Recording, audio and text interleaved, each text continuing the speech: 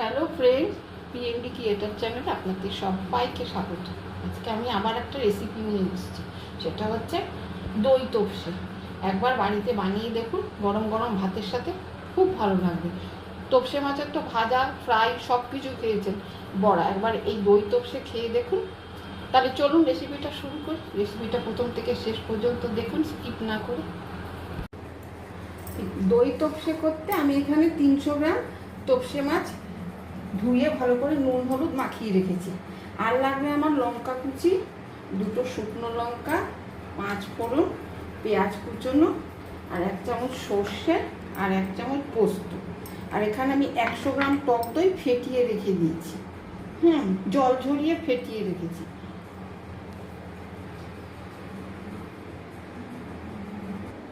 এবার আমি কড়াইতে তেল দিয়ে দিয়েছি, সর্ষের তেল, এটা কিন্তু সর্ষের তেলে হবে।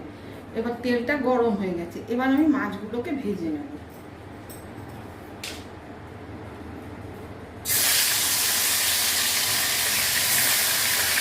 এটা একদিন করে খেয়ে দেখবেন বন্ধুরা, ভীষণ ভালো লাগে, খুব সুন্দর লাগে। তপসে মাছের ফ্রাই তো অনেক খেয়েছেন, একবার এই দই তপসে খেয়ে দেখুন, খুব ভালো লাগে। মাছগুলো আমার এখন ভাজা হয়ে গেছে, আমি এগুলো এখন তুলে নিই।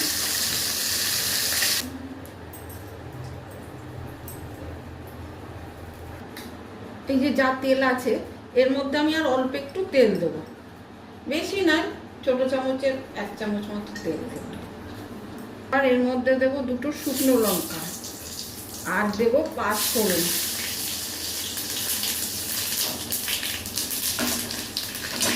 এরপর দেবো যে একটা পেঁয়াজ আমি কুচি করে রেখেছি, সেইটা দেবো এখন। পেঁয়াজটা একটু নরম হলে তারপরে দেবো কাঁচা লঙ্কা, কিন্তু কুচিয়ে দিলে ভালো হবে, তবে আপনারা যদি বেটে দিতে চান বেটে দিতে পারবেন, সর্ষে পোস্তর সাথে বেটেও দিতে পারবেন। আমি কুচিয়ে দিয়েছি, কাঁচা লঙ্কাটা দিয়ে দিলাম।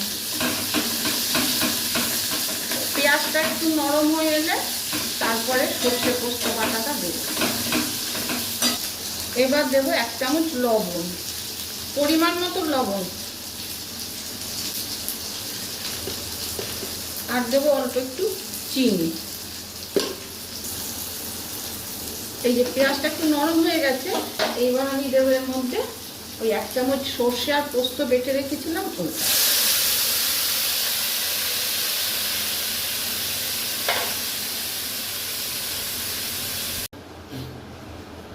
এবার দেবো এর মধ্যে অল্প হলুদ।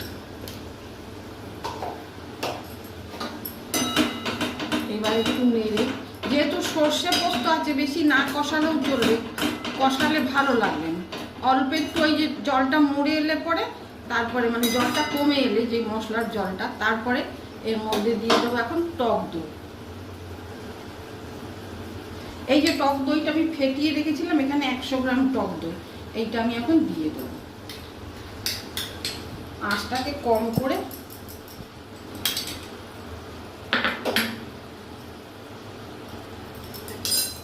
খুব সহজ রান্না, খুব সুন্দর খেতে হয়।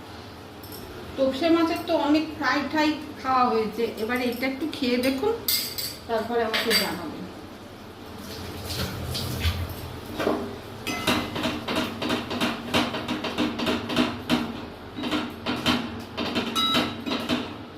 এই যে মাছটা আমি ভেজে রেখেছি, মাছটা খুব কড়া না ভাজলেও চলবে, মাছটা এরকম ভাজলে মানে মিডিয়াম ভাজলেই হবে, কড়া করে ভাজতে হবে। এবার আমি মাছগুলো এর মধ্যে দিয়ে দেবো, দিয়ে অল্প নেড়ে চেড়ে ফুটিয়ে নামিয়ে নেব।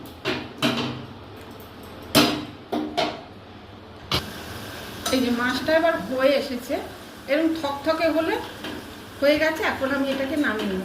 এই রান্নাটা করা খুবই সহজ আর খুবই সুস্বাদু খেতে, একবার বানিয়ে খেয়ে দেখুন, গরম গরম ভাতের সাথে খুব ভালো লাগে। এখন আমি এটাকে নামিয়ে নেব। এই যে একদম রেডি, পারফেক্ট, একবার এইভাবে বানিয়ে দেখুন, খুব সহজ আর খুব ঝটপট রান্না হয়, কোনো ঝামেলা নেই। ভালো লাগলে, একবার বানিয়ে খেয়ে দেখলে ভালো লাগলে আমাকে লাইক শেয়ার কমেন্ট করে জানাবে, আর আমার নতুন বন্ধুরা আমার চ্যানেলটিকে সাবস্ক্রাইব করে আমাকে সাপোর্ট করবে।